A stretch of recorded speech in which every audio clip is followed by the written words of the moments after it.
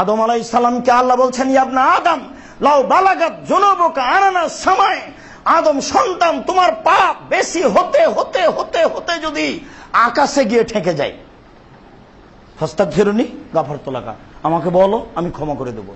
মুসলিম, তোমার পাপ বেশি হতে যদি আকাশে ঠেকে যায়, আমাকে বলো আমি ক্ষমা করে দেব। তাহলে তিনি বলা চাচ্ছেন, ইয়া ইবনা আদম লা তাইতানি বিকুরাবিলার যে খাতাইয়া সুমাল্লাহ কিতানি লা তুশরিক বিশায়া, আদম সন্তান বিচারের মাঠে যদি আসো আকাশ জমিন পাপ নিয়ে, যদি শিরকি পাপ না থাকে, আমি আল্লাহ তোমাদের সব পাপ ক্ষমা করে দেব। দুঃখিত, আমরা বাংলাদেশে বসবাস করি, বাংলাদেশের মানুষ বড় অবুঝ, এর জন্মসূত্র ভিত্তি খারাপ, এর জন্মসূত্রই হচ্ছে শিরক। শিক্ষিত মানুষ জন্মদিবস পালন করে, বলেন তো ও কি মানুষ? আচ্ছা ও মানুষ না ভূত? ও কি আপনাদের খেয়ালে কি জন্মদিবস পালন করে? বলেন তো এখানে কি আছে?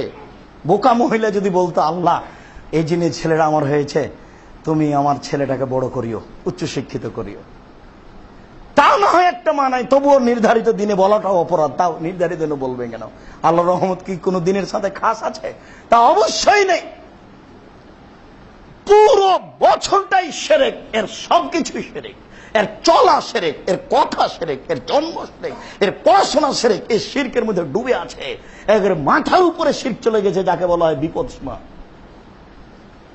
এটা হচ্ছে ভারতে বাংলাদেশে জন্ম হওয়ার কারণে বেশি। এটা সবাই বিপদের মুখে, সবাই। আদম সন্তান বিচারের মাঠে যদি কোনো শিরক ছাড়া পাপ থাকে, আকাশ জমিন পরিমাণ আমি ক্ষমা করে দেব। সাদ্দাদ ইবনে আওস রাদিয়াল্লাহু তাআলা আনহু বলেন, রাসূল সাল্লাল্লাহু আলাইহি সাল্লাম বলেছেন, সাইয়্যিদুল ইস্তিগফার মা ইয়াকুলু, ক্ষমার জগতে সর্দার যেটা আদম সন্তান বলে, তোমরা যেটা বলো ক্ষমার জগতে সর্দার, তোমরা ক্ষমা চাও এই বাক্য দিয়ে। সেটা কি? আল্লাহুম্মা আনতা রাব্বি লা ইলাহা ইল্লা আনতা, হে আল্লাহ তুমি আমার প্রতিপালক, তুমি ছাড়া কোনো মাবুদ নেই। খালাক্তানি, তুমি আমাকে সৃষ্টি করেছ। ওয়ান আবদকা, আমি তোমার দাস। ওয়ান আলা আহাদেকা, আমি তোমার ওয়াদার উপরে রয়েছি। ওয়াদেকা মাস্তাতাত, আমি তোমার ওয়াদা সম্ভবপর বহাল রাখব। আবু আলাকা বিনিআমাতিকা আলাইয়া, তুমি যত অনুগ্রহ করেছ, বাড়ি গাড়ি ছেলে মেয়ে স্ত্রী টাকা পয়সা, তোমার সব দয়া আমি এটা স্বীকার করছি, এটা তোমার। তার মানে যখন আপনি বললেন এটা তোমার নেয়ামত, তখন আপনার নিজ ক্ষমতা দিয়ে করেছেন, এটা কেটে গেল। এগুলো তোমার সব অনুগ্রহ। ও আবু বেদাম্বি, তারপরে বলছি আমি আমার পাপকেও স্বীকার করছি, আমি তোমার অনুগ্রহকে স্বীকার করলাম, আমি আমার পাপকেও স্বীকার করছি। ফাঁক ফেরিলি, এবার আমাকে মাফ করো, আমি কিছু সব তোমার কাছে সমর্পণ করলাম। ফাঁক ফেরিলি, তুমি আমাকে মাফ ফেরো। লায়াক ফেরুদ্দুন ওয়া ইল্লা আনতা, তুমি ছাড়া কেউ ক্ষমা করতে পারে না, তুমি একমাত্র ক্ষমার মালিক। তোমাকে আমি এই বলে স্বীকৃতি দিচ্ছি, তুমি আমাকে মাফ করো। সকালে যদি বলেন সন্ধ্যা পর্যন্ত সময় মারা গেলে জান্নাত হবে, সন্ধ্যায় যদি বলেন সকাল পর্যন্ত সময় মারা গেলে জান্নাত হবে। বুখারী মুসলিম। আজকে সন্ধ্যা হতে হতে মুখস্থ করবেন, যদি না থাকে সকাল সন্ধ্যায় মুখস্থ করার অভ্যাসী হবেন। তিনি বলেছেন, মানুষ যদি বলে আস্তাগফিরুল্লাহাল্লাযী লা ইলাহা ইল্লা হুয়াল হাইয়ুল কাইয়ুমু বিলাই, তাহলে মানুষ যদি যুদ্ধের মাঠ থেকে পালিয়ে যায় তবু পাপ ক্ষমা হবে। মানে পাপ যদি অনেক বেশি হয়, কাবিরা গুনাহ হয়, এভাবে তওবা করে, তাহলে আল্লাহ তাকে ক্ষমা করে দিবেন। সম্মানিত মসজিদের মুসল্লি, পাপের ব্যাপারে নিরাশা হবেন না। আবারও বলছি, পাপের ব্যাপারে নিরাশা হবেন না। কোনো সময় মনে করবেন না আমার ছেলেটা মনে হয় পাপ ফেল করলো আমার পাপের কারণে। কোনো সময় মনে করবেন না যে আমার স্বামী এগুলো অন্যায় করে বেড়াচ্ছে, মনে হয় আমার পরিবার গজব নাজেল হচ্ছে, এটা আপনি মনে করবেন না। নিরাশার কোনো পথই নাই, নিরাশার পথই বন্ধ। দিন রাত আপনি বলেন, রব্বি ইন্নী যালামতু নাফসি ফাগফিরলি, রব্বানা যালামনা আনফুসানা ওয়া ইল্লাম তাগফির লানা ওয়া তারহামনা লানাকুনান্না মিনাল খাসিরিন, আন্নী মাসানি ইয়াযুর ওয়া আনতা আরহামুর রাহিমিন, আমি বড় বিপদে, তুমি বড় দয়াবান। আর বারবার যদি পাপ আপনার উপরে জয়ী হয়ে যায়, আপনার ছেলের উপরে, আপনার মেয়ের উপরে, আপনার স্ত্রীর উপরে জয়ী হয়ে যায়, তাহলে আপনি বলেন আন্নী মাগলুবুন ফান্তাসের, আমি পরাজয়, তুমি দয়া করো। আন্নী মাগলুবুন ফান্তাসের, আমি পরাজয়, তুমি দয়া করো।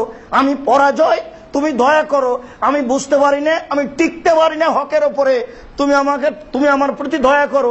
আন্নি মাগলুবুন ফান্তাসের সব সময় বলেন রব্বিক ফির ওয়ারহাম অন্তা খায়রুর রাহিমিন, তুমি মাফ করো, তুমি দয়া করো। মূসা আলাইহিস সালাম এলাকা থেকে পালিয়ে গেলেন, পালিয়ে গিয়ে এক জায়গায় আশ্রয় নিয়েছেন। বাঁচার কোনো পথই নাই, খাওয়ার কোনো কিছুই নাই। ওই যে দেখছেন দুইটা মেয়ে দাঁড়িয়ে আছে, তিনি উঠে গিয়ে বললেন, তোমরা দাঁড়িয়ে আছো কেন? সকল মানুষ যখন তাদের পশুকে পানি পান করে নিয়ে চলে যাবে, তখন আমরা আমাদের পশুকে পানি পান করাবো। এ দেখেন মেয়েগুলো তাদের সাথে গিয়ে হুড়াহুড়ি করে পানি পান করাচ্ছে না, তখনও ভদ্রতা ছিল। এখন শিক্ষিতা মেয়েগুলি কুকুর শ্রীগাল হয়েছে, ওরা দেখাচ্ছে যে আমরা শিক্ষিতা, কুকুরের মতো তার অভ্যাস। দেখেন মেয়ে দুটো পৃথক হয়ে আস, তোমরা পৃথক কেন? এরা চলে যাবে পান করিয়ে, তখন আমরা করাবো। আচ্ছা ঠিক আছে, আমি তোমাদের পানি পান করিয়ে দিই। এই কথা বলে ছাগলগুলোকে পানি পান করে দিয়ে এবার তিনি বসেছেন গাছের নিচে, দিয়ে বলছেন, তোমার যদি একটু দয়া হয়, আমি মূসা কিভাবে বাঁচবো, কিভাবে থাকবো, এটা তো আমি বুঝতে পারি না। আচ্ছা আমার বাঁচার পথ কি, খাওয়ার পথ কি? না হোটেল আছে, না রাস্তাঘাট চিনি, না কি করব, আমি তো কোনো কিছু বুঝতে পারি না। আমার পথ কি হতে পারে? রব্বিক ফির ওয়ারহাম ওয়ান্তা খায়রুর রাহিমিন, প্রতিপালক তুমি দয়া করো, তুমি ক্ষমা করো, তুমি যে বড় দয়াবান, তুমি যে বড় ক্ষমাবান। আপনাকে আমি বুঝাতে পারছি না তিনি কত বড় অসহায়, কোনো পথই নাই। একটু পরে একটা মেয়ে এসে বলছে, আমার আব্বা আপনাকে ডেকেছে, লজ্জা লজ্জা করে বলছে, আপনি আমাদের ছাগলকে পান পান করিয়ে দিয়েছেন, আপনাকে আমার আব্বা পারিশ্রমিক দিবে এই জন্য। তারপরে তো আপনি সবই জানছেন। দেখেন অসহায় মানুষের পথ হয়, আপনারও হবে। বলতে শেখুন আস্তাগফিরুল্লাহ ওয়া তুবু ইলাইহি, বলতে শেখুন আস্তাগফিরুল্লাহাল্লাযী লা ইলাহা ইল্লা হুয়াল হাইয়ুল কাইয়ুম ওয়া তুবু ইলাইহি, বলতে শেখুন সাইয়্যিদুল ইস্তিগফার, কোরআনের দোয়াগুলি বলুন। আর সুলাইমান আর দাউদের কথাটি বলুন। দাউদ আলাইহিস সালাম বলছেন, রব্বি আউজি'নি আন আশকুরা নি'মাতাকা আল্লাতী আন'আমতা আলাইয়া ওয়া আলা ওয়ালিদাইয়া, প্রতিপালক তুমি আমাকে একটু শক্তিশালী করো না, তুমি যে আমার উপরে আমার বাপের উপরে যে দয়া করেছো, এর জন্য আমি শুকরিয়া আদায় করতে পারি। নবী এই কথা বলছেন, নবী। আচ্ছা আপনি যে একবারও বলতে পারেন না?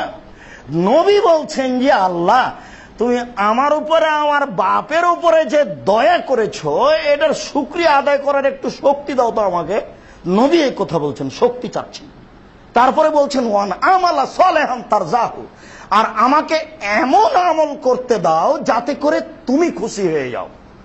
ওয়াজআলনি বিরাহমাতিকা মিন ইবাদিকাস সালিহিন, আর তুমি তোমার রহমত দিয়ে আমাকে ভালো মানুষের মধ্যে করো। যাওয়ার সময় বইটা নেবেন, যে কোনো দোয়ার বইয়ে পাওয়া যাবে। দোয়া করতে শিখুন, ক্ষমা চাইতে শিখুন। আল্লাহ আমরা মানুষ, আমাদের ভুল ত্রুটি থাকতেই পারে, তুমি একটু দয়া করো, তোমার দয়া রহমতের আশাধারী, তুমি আমাদের উপরে দয়া করে তোমার নিয়ামতের শুকরিয়া আদায় করার তৌফিক দান করো, তোমার দরবারে দোয়া প্রার্থনা করার তৌফিক দান করো।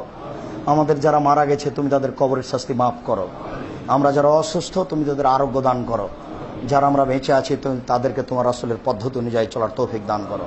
এই দাবি, এ দোয়া তোমার দরবারে রেখে আজকের জুমার খুতবা এখানে শেষ করলাম।